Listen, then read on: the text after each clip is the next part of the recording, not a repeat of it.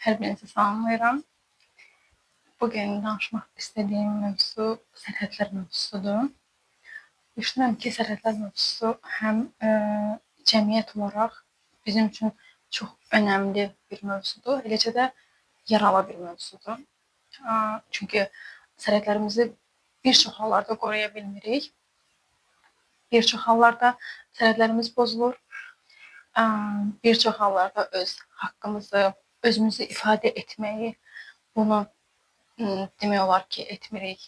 Yəni bir növ özümüzə haqsızlıq eləyirik və ya da ki, belə deyək də, özümüzü ifadə etməkdən çox çəkinirik. Bu bizim üçün çox çətin, bəzi hallarda qeyri-mümkün. Bəzi hallarda isə sanki heç belə bir ehtimal yoxmuş kimi gəlir.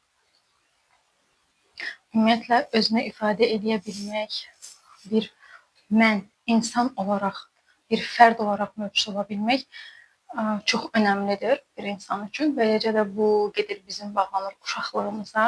Uşaqlıqda nə qədər özümüzü ifadə etməyə haqqımız və ya da ki, söz haqqımız olub, nə qədər bizə söz verilib, hansı hallarda sərhədlərimiz pozulub, hansı hallarda biz eşidilməmişik, duyulmamışıq. Bu o qədər çox önəmlidir ki, və bir çox hallarda bu, belə deyək də, bastırılmış duyğular, bastırılmış hisslər müəyyən bir yaşdan sonra aqressiyaya, həddən çox duyğuların bir növ bir araya gəlib orada yığılıb qalmasına, boğazda düyünlənməyə, özünü ifadə etməkdə çətinliyə, beləcə də şəxsi münasibətlərimizdə, şəxsi həyatımızda çətinlik çəkməyə, hətta deyərdim, uğursuz olmağımıza gətirib çıxara bilir. Bu birbaşa, yəni demək olar ki, həyatımızın bütün sferalarına təsir göstərir. Şəxsi həyat, iş həyatı olsun, pulla bağlı məsələlər olsun, pulu idarə etmək olsun və yox deyə bilmək o qədər çox önəmlidir ki, nə qədər yox deyə bilirsənsə, nə qədər yəni insanlarla münasibətlərdə seçici və bir növ onlara baryer qoya bilirsənsə, yox deyə bilirsənsə, bir o qədər uğurlu olmaq şansın, yəni bir o qədər həqiqətən də özünü tapmağın, özünü ifadə etməyin, özün kimi olmağın, səmimi olmağın o qədər yəni bir növ daha çox reallaşdıra bilirsən özünü. Və deyərdim ki, çox önəmlidir. Ümumiyyətlə, bax gör sərhədlərə nə zaman pozulub. Bu çox pis bir hadisə, istənilməyən bir növ sənə qarşı toxunuş da ola bilər.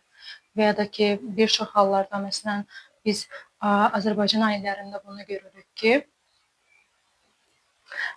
uşaq ikən çox zaman uşaqlar uşaq ikən daha şıltaq, şən, şirin ola bilirlər və bir çox hallarda bizim yaxınlarımız sərhədlərimizi pozub bizi bir növ fizikən təmasda olmağa çalışırlar, bizi qucaqlamağa, bizi əzizləməyə meyillidirlər.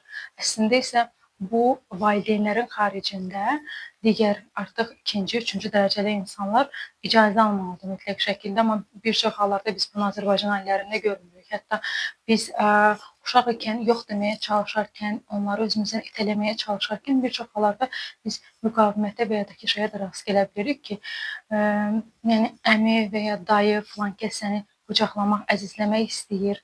Yəni sən ona yox deyirsən.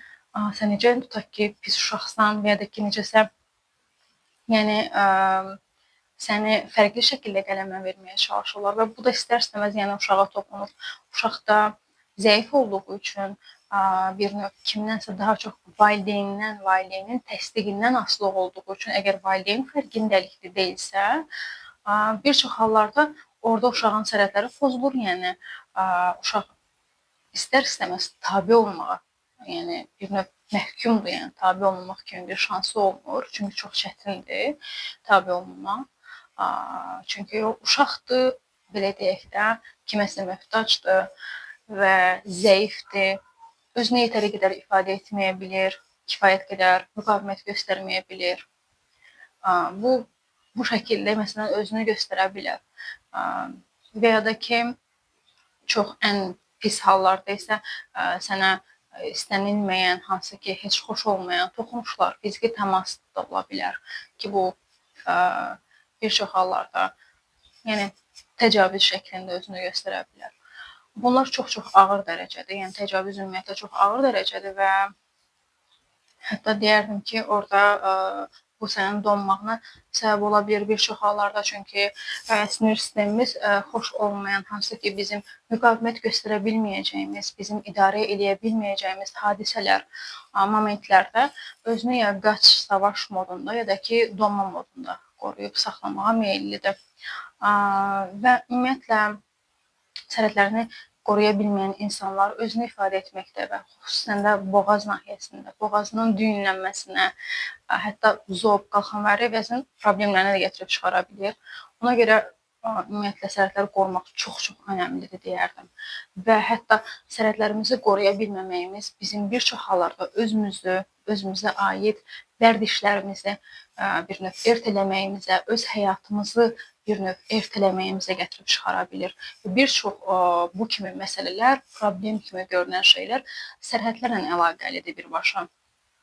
Və biz bir çox uğurlu insanların ümumiyyətlə həyatlarına baxsaq, onların həyatında onu görə bilirik ki, həddindən çox disiplinli, planlı və insanlardır və çevrələrində çox az insanlar var. Həddindən çox yox deməyə meyillidirlər. Onları tapmaq, bir növ onlarla əlaqə qurmaq çox çətin olur. Və sən necəsən, yəni sən ümumiyyətlə hər zaman geri dönüş eləyən, tez geri dönüş eləyən, əlçatan insansanmı, yoxsa yox? Öz sərhədlərin var, öz dünyan var, öz seçimlərin varmı, yoxsa yox? Bunlar o qədər önəmlidir ki, insanın həm insan kimi bir növ özünü yaxşı hiss etməsinə, həm uğurlu olmasına, həm özgüvənli, özünə inamlı olmasına, özünə qarşı şəfqətli, qayğıkeş olmasına, özünə qarşı vaxt ayırmasına, özünü tanımasına o qədər çox vacibdir ki, və bir növ çox təsir edən bir məqamdır, təsir edən bir məsələdir. Dolayısıyla sərhədlərimizi qorumaq deyərdim ki, çox-çox önəmlidir. Və sərhədlərimizi qoruya bilmədiyimiz təqdirdə bizim şəxsi sərhədlərimizi pozmağa meyilli insanlar, xüsusən də partnyorlar çəkə bilirik həyatımıza ki, həmin o partnyor da böyük ehtimal ki, onun da şəxsi sərhədləri demək olar ki, yoxdur, o da özünü qoruya bilmir.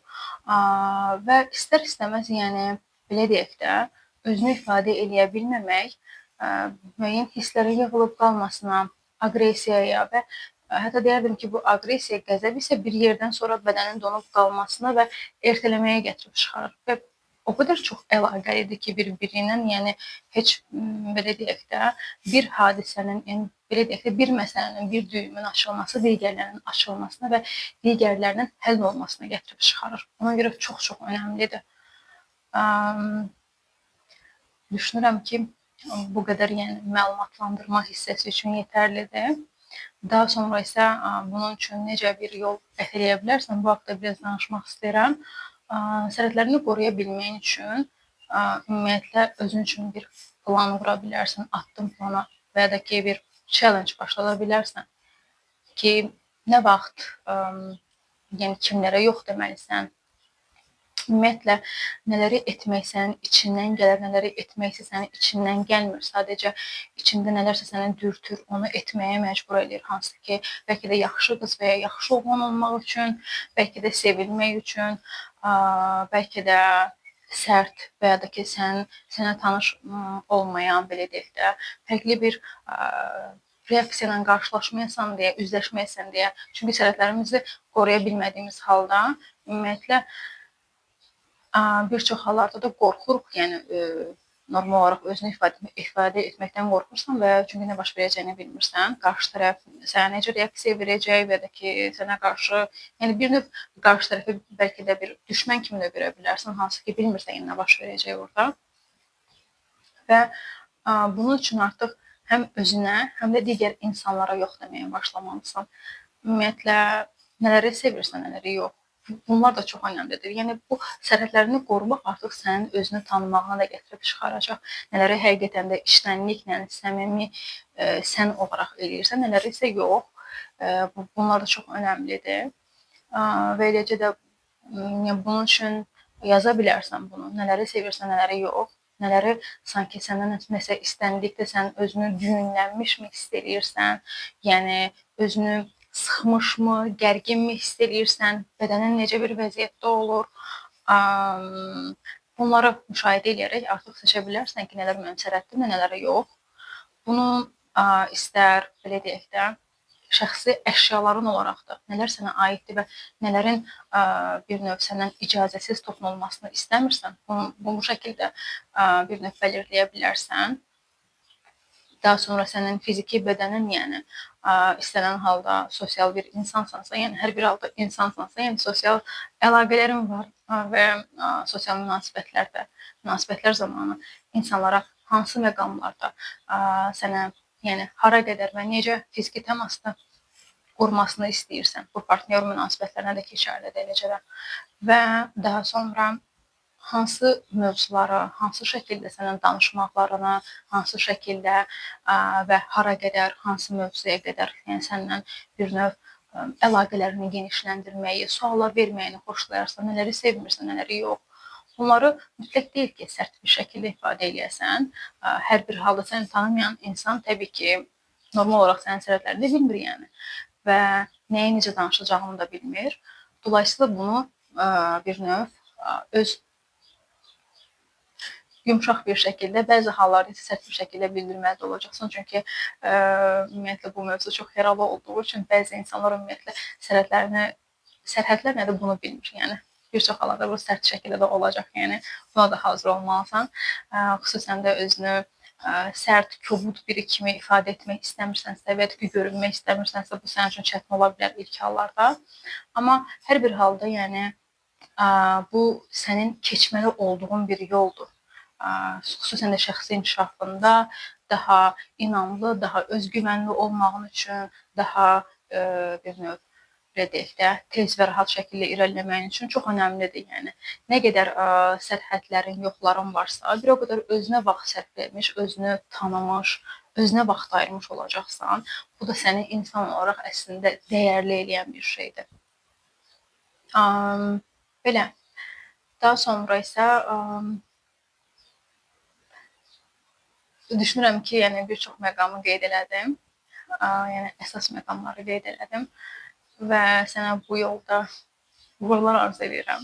Bu yol o qədər də asan deyil. Amma hər bir halda artıq bu inkişaf yolundasansa, bunu etməlisən, yəni bir yerdən başlamalısan. Belə. Əgər sualın olarsa, rəylərdə bildirə bilərsən və eləcə də mənim Telegram kanalımı Instagramdan da izləyə bilərsən. Onları aşağıda qeyd edəcəm. Daha sonra isə əgər YouTube kanalıma da abunə olmamısansa, abunə olub izləyə bilərsən və eləcə də növbəti mövzuların nələr haqqda olmasını istəyirsənsə, onları da qeyd edə bilərsən ki, mənim üçün də və bir növ rahat olmuş olar ki, yəni mən nələr, hansı mövzulara toxunmalıyam, hansı mövzular sənin ehtiyacındır, lazımlıdır. Bunları bilməyim üçün çox vacibdir. Belə.